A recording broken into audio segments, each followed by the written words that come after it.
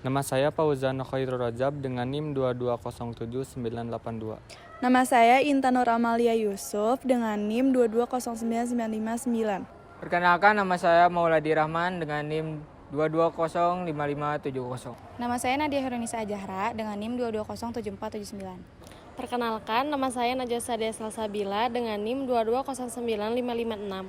Nama saya Nisrina Maulida Dinar dengan NIM 2207521. Nama saya Rani Pujia Ayu dengan NIM 2200878.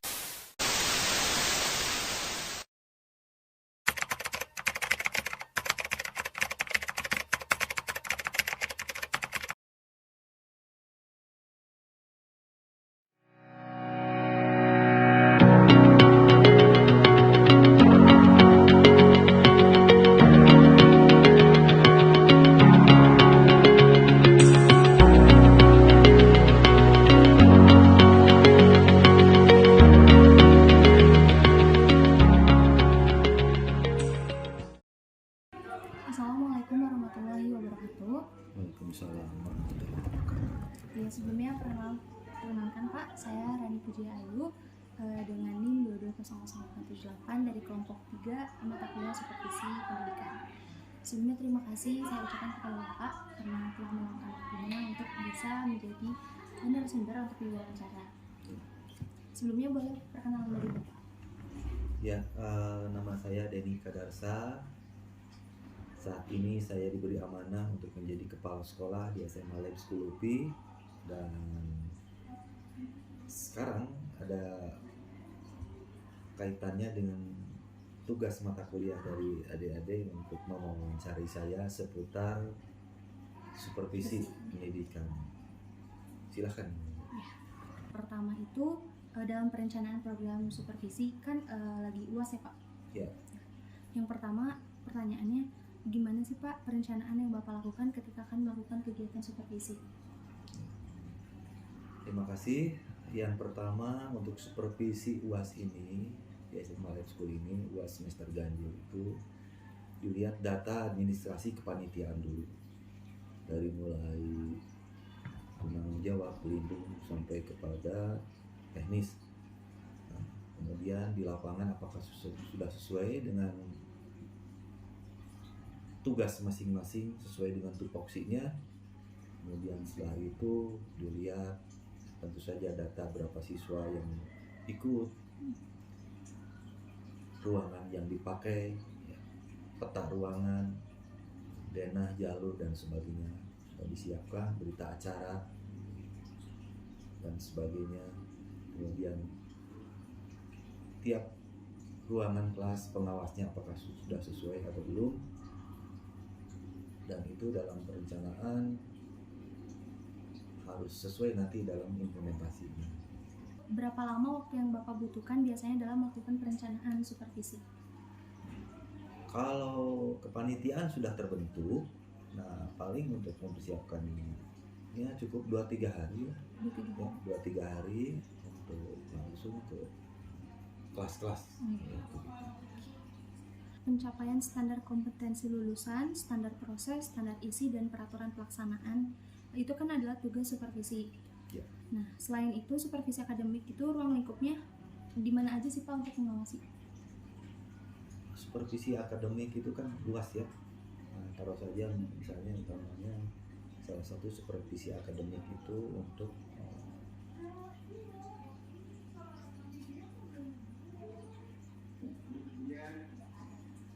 mengadvokasi ya, atau memberi bantuan terhadap satu masalah. Umpamanya saja bidang studi tertentu nilainya tidak mencapai KKM atau kurang mencapai KKM. Nah, di situ kan ada masalah. Nah, kita supervisi apakah SDM-nya misalnya, apakah gurunya, apakah sistem pembelajarannya, apakah model pembelajarannya, ya, apakah semuanya. Nah, itu bisa kita sharing dengan rumpun bidang studi itu. Misalnya kalau matematik ada 3 atau 4 orang guru, apakah permasalahannya sama atau berbeda ya. Nah, sehingga untuk mencapai KKM itu dari yang belum terpenuhi harus apa? Apakah diperbaiki cara mengajarnya? Apakah itu tadi pemilihan model belajar? Apakah sarana penunjangnya? Nah, itu semua akan dicoba melalui musyawarah, ya, musyawarah atau lebih detailnya mungkin sharing antar guru untuk mini riset, ya. Ada penelitian tindakan kelas gitu.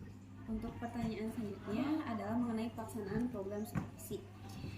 Yang pertama ada prinsip supervisi seperti apa yang Bapak jadikan pedoman dalam melaksanakan supervisi di sekolah ini?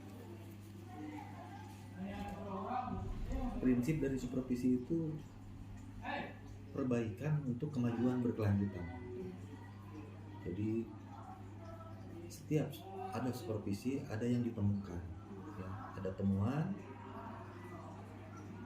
itu bisa temuan baik, bisa temuan kurang baik, bisa temuan tidak baik, ya. Nah, kalau umpamanya saja ada temuan yang kurang baik atau belum tercapai kesesuaian target, maka itu harus diperbaiki. Nah, dengan memperbaiki tentu saja bisa ke gurunya, bisa ke sarananya, bisa ke sistemnya. Untuk selanjutnya, model supervisi yang Bapak gunakan untuk melaksanakan supervisi di sekolah ini adalah model seperti apa? Supervisi klinis, ya. Itu karena untuk memperbaiki, ya. Untuk memperbaiki supaya lebih baik lagi. Nah, seperti itu. Pendekatan seperti apa yang Bapak nilai sangat efektif diterapkan dalam melakukan supervisi?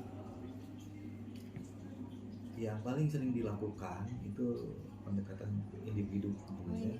Secara langsung. Secara langsung, jadi secara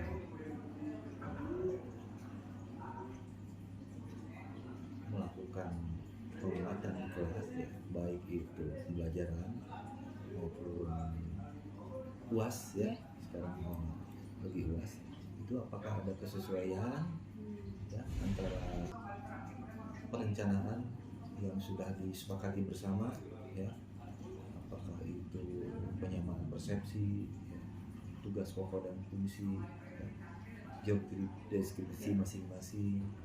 Nah, itu sudah sesuai belum? Umpamanya bidang yang mengevaluasi siapa, ya, ada timnya, penghimpun soal siapa, ada timnya, operator IT siapa, ada timnya. Nah, itu apakah sudah sesuai atau belum? Nah, seperti itu. Jadi harus sesuai dengan perencanaan dalam implementasi. Pendekatannya yang Bapak gunakan secara langsung kepada individu. Secara langsung kepada individu. Teknik yang Bapak lakukan dalam kegiatan supervisi ini seperti apa? Tekniknya Berupa kunjungan kelas atau seperti? ya, yang pertama kunjungan kelas, kemudian juga dilihat data, ya, data administrasi apakah sudah sesuai tidak, seperti itu. Kemudian juga pengarsipannya bagaimana, ya. Yang selanjutnya masuk ke evaluasi.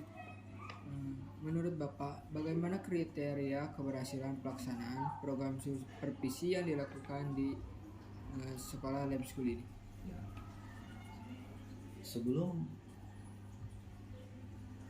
Sebelumnya kita sudah menentukan target keberhasilan seperti apa.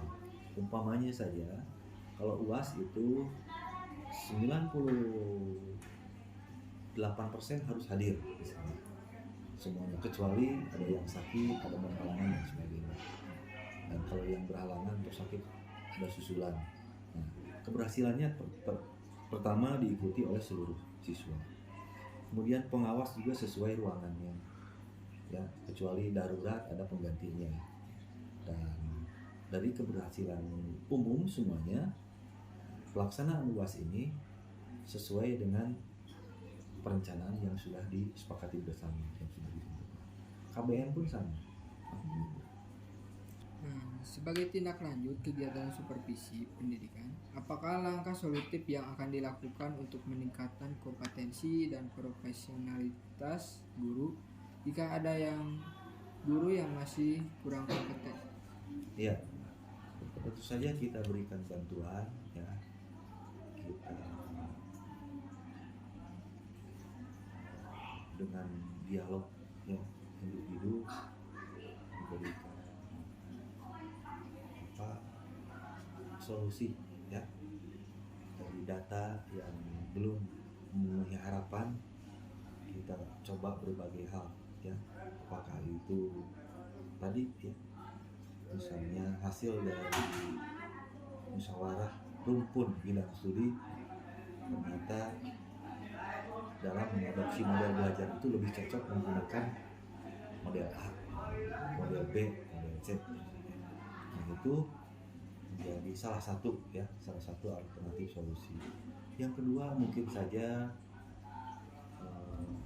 alokasi waktu dalam pengaturan jadwal laboratorium, umpamanya, dalam menggunakan komputer, ya, terkait dengan itu tadi mungkin sistem sinyal operator, semuanya saling mempengaruhi ini. Karena di satuan pendidikan itu semuanya saling berpengaruh, terintegrasi. Semua itu variabel penentu dalam keberhasilan suatu tujuan pendidikan di satuan pendidikan atau di sekolah. Baik, yang terakhir, apa yang Bapak inginkan dalam pelaksanaan supervisi ke depannya? Ada hasil yang menggembirakan, ya, hasil yang disadari oleh semua warga sekolah bahwa itu adalah yang harus diperbaiki, yang harus ditingkatkan, yang harus dipertahankan, atau ketiga-tiganya, ya, diperbaiki, dipertahankan, ditingkatkan, seperti itu. Jadi tiada hari tanpa perbaikan, tiada hari tanpa selalu berusaha maju. Agar apa? Agar kita pertama optimal dalam melayani siswa, ya, ada kepuasan orang tua, masyarakat, juga dalam nilai, baik itu kuantitatif maupun kualitatif, karena di situ ada pendidikan dan pengajaran, ya. Setiap siswa yang keluar masuk ke sini itu kan unik, ya, inputnya itu macam-macam, dan itulah yang harus kita kelola secara optimal agar tercapai kepuasan, juga sekolah maju berkelanjutan. Itu, ya. Mungkin cukup sekian, Pak. Terima kasih atas kesempatan waktu yang telah diberikan. Sama-sama. Mohon maaf bila ada kesalahan dalam tutur kata atau apa. Terima kasih. Wassalamualaikum warahmatullahi wabarakatuh. Waalaikumsalam. Kan biasanya supervisi itu dilakukan tidak hanya dari kepala sekolah, dari kurikulum, tapi guru senior kan, ya. Atau mungkin sekarang kemarin dari Diknas, dari Pak Boas. Jadi dari yang suka datang, kalau dulu mah namanya apa? Penilik, sekarang mah apa? Pengawas gitu, ya, di pengawas KCD. Biasanya nanti dilihat dari bagaimana cara ngajar siswa itu, apa sesuai dengan RPP-nya atau gimana gitu. Nanti mereka memberi umpan balik kepada kita, didiskusikan kembali, bukan dianalisis, dievaluasi lagi atau merefleksi pengajaran tadi dan diinformasikan ke guru gitu. Harusnya apa tadi, siswa gimana, guru teh begini, kenapa sih siswa teh diam aja gitu kan. Biasanya nanti ada umpan balik lagi dari pengawas, dari kepala sekolah. Kalau dulu saya di kepala sekolah, juga dari guru senior di sini.